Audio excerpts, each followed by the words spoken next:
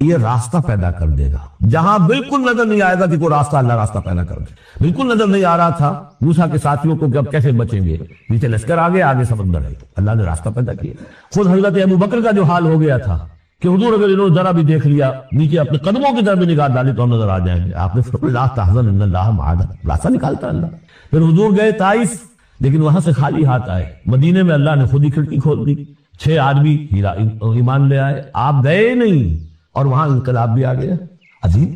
اس اعتبار سے اللہ مخرج پیدا کرتا ہے. تم صحیح طریقے پر چلتے رہو، تقوی اختیار کرو، صحیح راستے پر جد و جہد کرو. یہ کام اللہ پر چھوڑو. کب اسے منظور ہے اس کا کامیاب ہونا؟ جب ہوگا وہ راستہ ایسا کھول دے گا کہ تمہیں گمان بھی نہیں ہوگا. وَيَرْزُقْهُ مِنْ حَيْثُ لَا يَحْتَسِبُ، اور اسے رزق دے گا وہاں سے جہاں سے اسے گمان بھی نہیں ہوگا. اقامت دین کی جد و جہد ہو، غلبہ دین کی جد و جہد ہو، اپنے آپ کو اجل صلاتی و نسکی و محیایا و مماتی اس کا فیصلہ کرنا ہو تو سب سے بڑی رکاوٹ آتی کھائیں گے کیا؟ تو اللہ تو کہتا ہے راضی میں ہوں. ہے ایمان اور یقین اس پر، کر کے دیکھو تو صحیح، اس پر اعتماد تو کرو.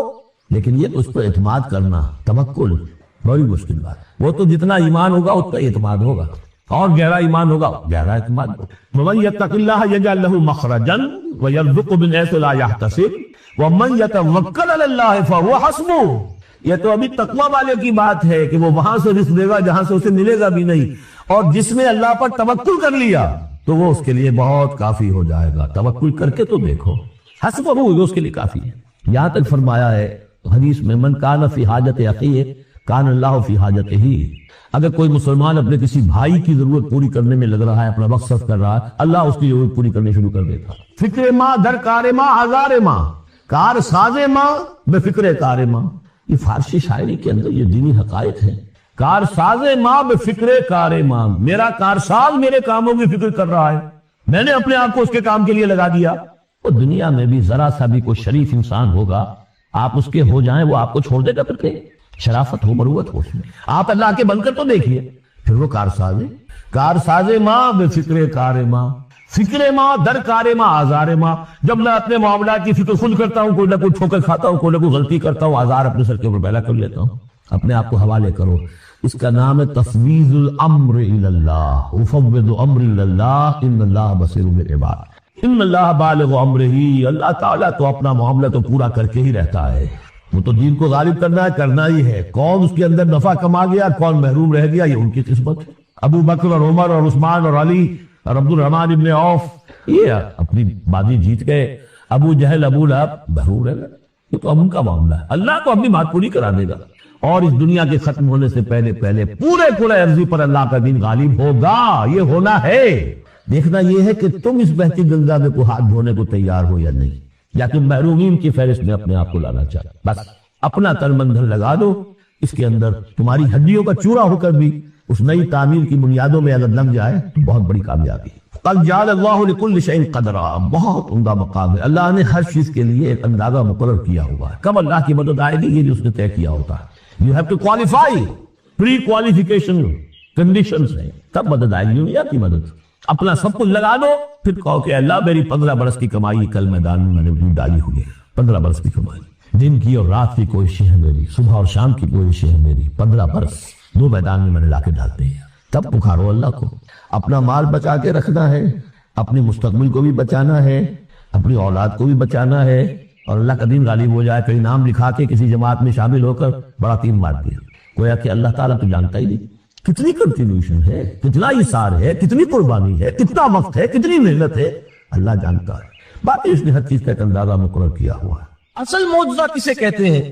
جسے کوئی نبی چیلنج کے ساتھ پیش کرتا ہے کہ یہ ہے میری رسالت کا ثبوت، آؤ مقابلہ کر لو. حضرت موسیٰ علیہ السلام کے جو اصل معجزے تھے وہ 2 تھے. ایک عصا جس کا کہ مقابلہ کیا، آپ کو معلوم ہے کہ فرعون نے تمام جو جادوگر تھے پوری مملکت کے انہیں جمع کیا اور مقابلہ کیا. تو جس چیز کو کہ پیش کیا جائے چیلنج کے ساتھ کہ آؤ تو مقابلہ کر لو، وہ اصل معجزہ ہوتا ہے اس نبی اور رسول کا. تو حضور صلی اللہ علیہ وسلم کا اصل معجزہ، یعنی معجزات، آپ یہ موالتے میں مبتلا نہ ہو، میں بقیہ معجزات کی نفی نہیں کر رہا. یہ واقعات اپنی جگہ حق ہے کہ حضور کو پتھر سلام کرتے تھے. حضور صلی اللہ علیہ وسلم جس کھجور کے تنے کے ساتھ ٹیک لگا کر خطبہ دیا کرتے تھے، جبکہ ابھی مسجد نبی میں ممبر نہیں بنا تھا. جب تعداد زیادہ ہو گئی مسلمانوں کی اور ضرورت محسوس ہوئی کہ ذرا بلند مقام پر کھڑے ہو کر آپ خطبہ ارشاد فرمائیں، تو پھر وہ ممبر بنا کر رکھا گیا. پہلی مرتبہ جب آپ ممبر پر چڑھ رہے تھے خطبہ دینے کے لیے تو اس کھجور کے سوکھے تنے میں سے ایسی آواز آئی جیسے کوئی بچہ بلک بلک کر رو رہا ہو کہ وہ سعادت جو مجھے حاصل رہی تھی آج تک میں محروم ہو گیا. تو یہ انبیاء کا مقام ہے. مولانا روم نے اسی لیے کہا ہے کہ فلسفی گو منکر حنانہ است از حواس انبیاء بیگانہ است. فلسفی اور عقلیت پرست انسان وہ تو حنانہ کا انکار کر دے گا، کیسے ممکن ہے سوکھا تنا اور اس کے اندر سے بچے کی طرح بلکنے کی آواز آئے. لیکن یہ اس لیے کہ وہ انبیاء کے خصوصی احوال جو ہے ان کو جانتا نہیں. اس قسم کے خرق عادت واقعات حضور کی زندگی میں بھی بے شمار ہوئے، لیکن حضور کا وہ معجزہ جس میں تحدی کے ساتھ چیلنج کے انداز میں کہا گیا کہ آؤ مقابلہ کر، وہ صرف اور صرف قرآن ہے. چنانچہ آپ سورہ بنی اسرائیل میں دیکھیں گے قُلْ لَئِنِ اجْتَمَعَتِ الْإِنسُ وَالْجِنُّ عَلَىٰ أَن يَأْتُوا بِمِثْلِ هَٰذَا الْقُرْآنِ لَا يَأْتُونَ بِمِثْلِهِ وَلَوْ كَانَ بَعْضُهُمْ لِبَعْضٍ ظَهِيرًا. اے نبی چیلنج کر دیجئے اگر تمام انسان اور تمام جن مل کر یہ چاہے کہ اس قرآن جیسی کوئی تصنیف کر دیں تو چاہے وہ ایک دوسرے کا کتنی بھی اس میں مدد کریں اور تعاون کریں وہ ہرگز قرآن جیسی کتاب تصنیف نہیں کر سکتے. اس سے آگے بڑھ کر یہ بات کہی گئی اچھا پورا قرآن نہیں لا سکتے، اس قرآن کی طرح کی 10 صورتیں ہی تصنیف کر لو. جب اس کا بھی جواب نہیں دیا گیا تو جسے کہتے ہیں برسبیل تنزل اور پنجابی میں کہتا ہے کہ برے کو گھر تک پہنچانا، وہ برے کو گھر تک پہنچانے کے لیے فرمایا ایک صورت ہی بنا لاؤ. یہ سورہ ہود میں اور سورہ یونس میں یہ مضمون آیا، اور پھر سورہ بقرہ میں ہجرت کے بعد جو پہلی صورت نازل ہوئی اس میں پھر اس کو دوہرا دیا گیا وَإِن كُنتُمْ فِي رَيْبٍ مِّمَّا نَزَّلْنَا عَلَىٰ عَبْدِنَا فَأْتُوا بِسُورَةٍ مِّن مِّثْلِهِ وَادْعُوا شُهَدَاءَكُم مِّن دُونِ اللَّهِ إِن كُنتُمْ صَادِقِينَ. کہ اگر تمہیں کوئی شک ہے اس کتاب کے بارے میں جو ہم نے نازل فرمائی ہے، شک کیا ہوگا؟ شک اسی بات میں ہوگا کہ شاید یہ محمد کا اپنا کلام ہے صلی اللہ علیہ وسلم یا کوئی اور انسان ہے جو انہیں سکھا پڑھا رہا ہے. اگر تمہیں اس نوعیت کا کوئی شک ہے تو اس جیسی ایک سورت بنا لاؤ. فاتو بسورۃ من مثلہ. اور نوٹ کیجئے گا سورۃ العصر بھی سورت ہے، سورۃ الکوثر بھی سورت ہے. 3 آیات بھی اگر ایسی تم تصنیف کر کے لے آؤ تب تو تمہیں کچھ شک کرنے کا حق حاصل ہوگا، اور اگر نہیں کر سکتے تو جان لو فَإِن لَمْ تَفْعَلُوا وَلَن تَفْعَلُوا. پھر اگر تم ایسا نہ کر سکو اور ہرگز نہیں کر سکو گے، ذرا چیلنج کا انداز دیکھیے کہ ہرگز نہیں کر سکو گے. فَاتَّقُوا النَّارَ الَّتِي وَقُودُهَا النَّاسُ وَالْحِجَارَةُ. ڈرو اس آگ سے جس کا ایندھن بنیں گے انسان اور پتھر. اب اس بات کو سمجھیے کہ تاریخی حقیقت ہے جس کا کوئی کافر انکار نہیں کر سکتا کہ وہ کوئی شخص اس چیلنج کو قبول کرنے کی جرات نہیں کر سکا. اگر جھوٹ موٹ کو بھی کوئی کھڑا ہو جاتا اور کہتا کہ ٹھیک ہے میں نے یہ ایک صورت بنائی ہے اور میرا دعویٰ یہ ہے کہ یہ قرآن جیسی ہے، تو ایک کنٹروورسی تو پیدا ہو جاتی نا.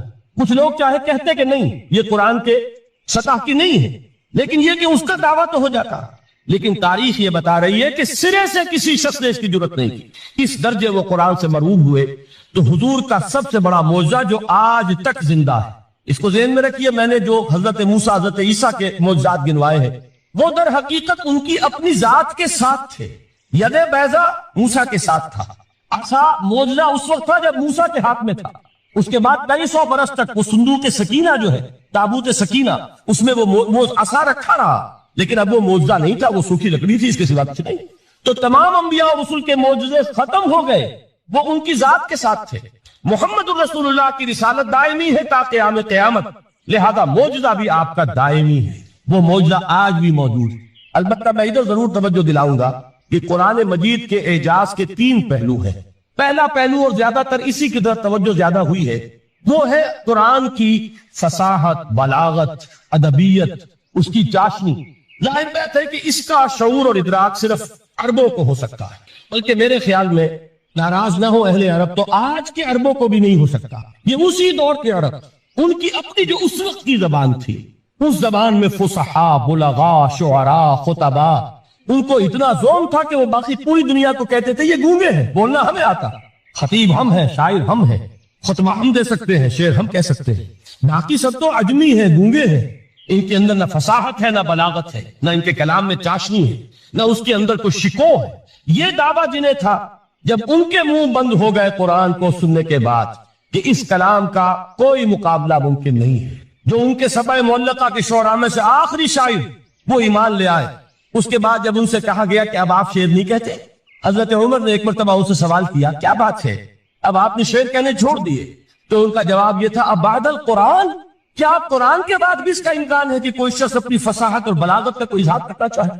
یہ تو فصاحت اور بلاغت کی ایک معراج ہے کہ جس تک کہ اب کسی انسان کی رسائی ممکن نہیں. تو فصاحت اور بلاغت جو ہے قرآن کی اور اس کی ادبیت، در حقیقت اس کا ادراک تو ہو سکتا ہے صرف اہل زبان کو.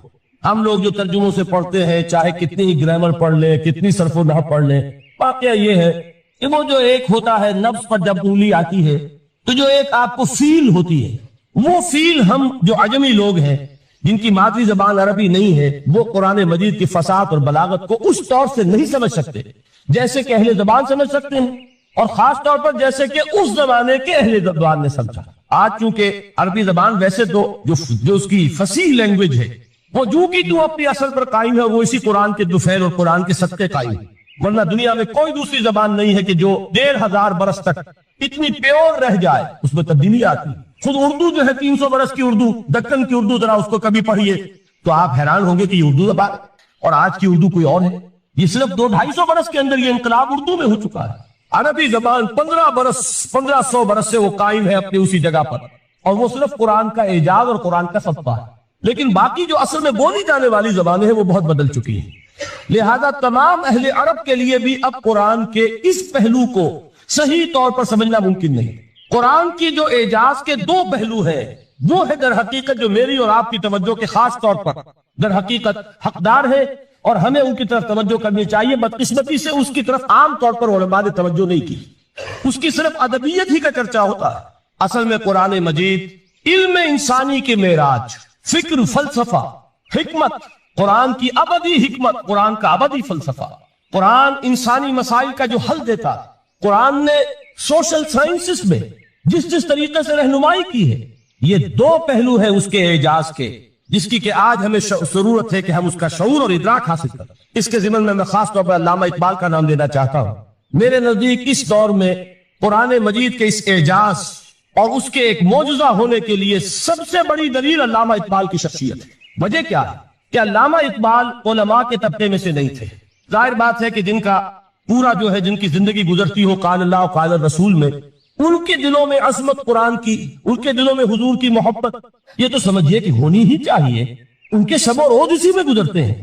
لیکن یہ کہ ایک ایسا شخص جس کی تعلیم ہے کالجوں کی، یونیورسٹیوں کی، جس نے مشرق اور مغرب کے فلسفے کھنگال ڈالے، وہ شخص، اور وہ بھی اس دور میں جبکہ ہم پر مغرب سے مروبیت بہت شدید تھی.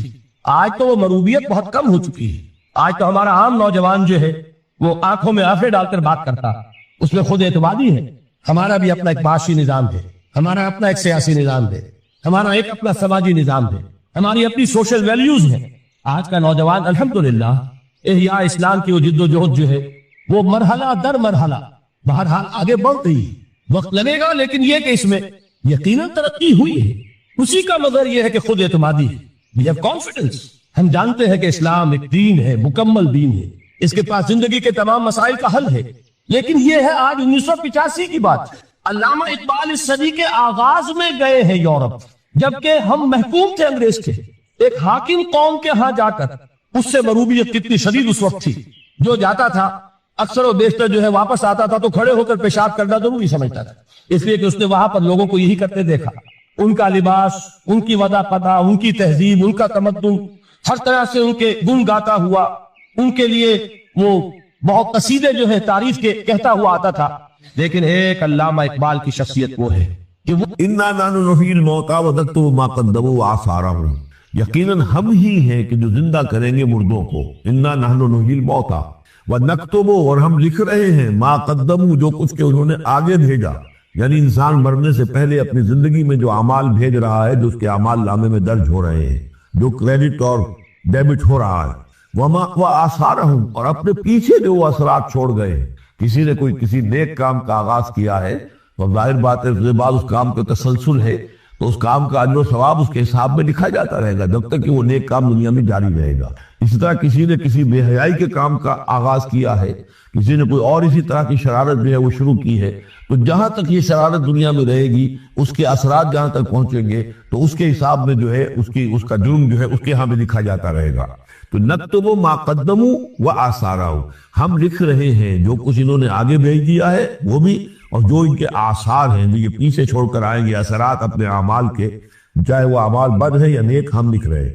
وَكُلَّ شَيْءٍ أَحْصَيْنَاهُ فِي إِمَامٍ مُبِينٍ، اور ہم نے ہر چیز کو احاطہ کیا ہوا ہے پوری طریقے سے ایک ایسی کتاب میں جو کھلی ہوئی کتاب ہے، امام مبین، وہی جو ام الکتاب بھی جسے کہا گیا ہے بار بار، یہ اللہ تعالیٰ کا علم قدیم ہے۔ وَاضْرِبْ لَهُمْ مَثَلًا أَصْحَابَ الْقَرْيَةِ، اور ان کے سامنے مثال بیان کیجئے ایک بستی والوں کی، اِذْ جَاءَ الْمُرْسَلُونَ، جب کہ ان کے پاس رسول آئے، اِذْ أَرْسَلْنَا إِلَيْهِمُ اثْنَيْنِ، جب کہ ہم نے پہلے بھیجے ان کی طرف 2 رسول۔ اب اس کے بارے میں بہت سی آراء ہیں۔ ایک عام خیال یہ ہے کہ اصل میں یہاں رسول سے مراد اللہ کے نبی نہیں، اللہ کے رسول نہیں، بلکہ کسی اللہ کے رسول ہے، یعنی یہ کہ اللہ تعالیٰ نے کسی رسول کو بھیجا، اس رسول نے پھر اپنے شاگردوں کو، اپنے حواریین کو، زیادہ خیال حضرت مسیح کے حواریین کے بارے میں ہے کہ انہوں نے جب جا کر ان میں سے 2 حضرات نے انطاکیہ میں تبلیغ کی تھی، انطاکیہ جو شہر ہے، جو کہ یہ سمجھیے کہ شام اور ترکی کے تقریباً سرحد پر ہے، تو انطاکیہ میں جو معاملہ ہوا، یہ ماجرا ہوا، یہ خیال ہے، لیکن یہ بھی ہو سکتا ہے کہ اللہ ہی کے براہ راست نبی ہو، اس لیے کہ رسول کے رسول یہ لفظ جو ہے بعض احادیث میں آئے ہیں۔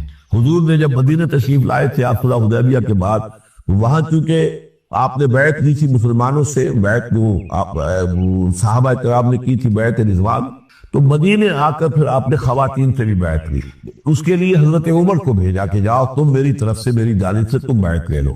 تو وہ جب گئے ہیں خواتین کے مجمع میں تو انہوں نے جو الفاظ کہے وہ یہ کہ انا رسول اللہ، میں اللہ کے رسول کا رسول ہوں۔ اللہ نے رسول کو بھیجا محمد کو صلی اللہ علیہ وسلم، اور محمد نے بھیجا ہے مجھے آپ کے پاس۔ اسی طریقے سے حضرت صاحب جب ابی وقاص کا جو قول تھا، ایرانیوں سے انہوں نے کہا تھا انا قد ارسلنا، ہم بھیجے گئے ہیں، اللہ نے بھیجا اپنے رسول کو محمد کو، اور انہوں نے بھیجا ہے ہمیں۔ تو یہ امکان تو موجود ہے، لیکن یقین سے ہم نہیں کہہ سکتے۔ بہرحال ان کے پاس پہلے کوئی 2 رسول بھی ہو سکتے، جیسے کہ حضرت موسیٰ کے ساتھ حضرت ہارون بھی تھے۔ فَكَذَّبُوهُمَا، تو انہوں نے دونوں کو جھٹلا دیا۔ فَعَزَّزْنَا بِثَالِثٍ، تو ہم نے ان 2 کو مزید قوت دی ایک تیسرے سے، ایک تیسرا اور رسول بنا کر ہم نے بھیج دیا۔ فَقَالُوا إِنَّا إِلَيْكُمْ مُرْسَلُونَ، انہوں نے کہا ان لوگوں سے، اس بستی والوں سے کہ ہم تمہاری طرف بھیجے گئے ہیں اللہ کی طرف سے۔ قَالُوا مَا أَنْتُمْ إِلَّا بَشَرٌ مِثْلُنَا، انہوں نے کہا کہ تم نہیں ہو مگر ہم جیسے انسان۔ وَمَا أَنزَلَ الرَّحْمَنُ مِنْ شَيْءٍ، اور رحمان نے کوئی شے نہیں اتاری ہے، إِنْ أَنْتُمْ إِلَّا تَكْذِبُونَ، یہ تم سب جھوٹ بول رہے ہو، تمہیں جھوٹ گھڑ لیا ہے۔ قَالُوا رَبُّنَا يَعْلَمُ إِنَّا إِلَيْكُمْ لَمُرْسَلُونَ، اور ظاہر بات ہے کہ کوئی اور دلیل تو وہ نہیں دے سکتے۔ انہوں نے اپنے اس یقین کا اذعان کا پھر دوبارہ اظہار کیا، ان کا نہیں، ہمارا رب جانتا ہے کہ ہم تمہاری طرف اس کی جانب سے بھیجے ہوئے ہیں۔ وما علینا الا البلاغ المبین، ساتھ یہ بھی جان لو کہ ہماری کوئی اور ذمہ داری نہیں ہے سوائے اس کے کہ اللہ کا پیغام تم تک صاف صاف پہنچا دیں۔ قالوا انا تطیرنا بکم، کہ ہمیں تو آپ کی نحوست سے کچھ اندیشہ ہے کہ آپ لوگ جو ہے آپ کی وجہ سے ہم پر کوئی نحوست نہ آ جائے، کوئی اللہ کی پکڑ نہ آ جائے۔ انا تطیرنا بکم لئن لم تنتہوا، اگر تم لوگ باز نہ آئے جو بھی تم دعوت دے رہے ہو، لنرجمنکم، تو ہم تمہیں سنسار کر دیں گے، ولیمسنکم منا عذاب علیم، اور یا یہ کہ کوئی اور عذاب علیم تمہیں پہنچے گا ہماری جانب سے۔ قالوا طائرکم معکم، کہا تمہاری نحوست تو تمہارے اپنے ساتھ ہے۔ این ذکرتم، تم یہ بات کہہ رہے جو کہ تمہیں ہم نصیحت کر رہے ہیں، تمہیں نصیحت کی گئی ہے، یاد دہانی کرائی جا رہی ہے، تمہاری اپنے قلوب کے اندر یہ حقائق موجود ہے، ذرا تم کبھی دیکھو۔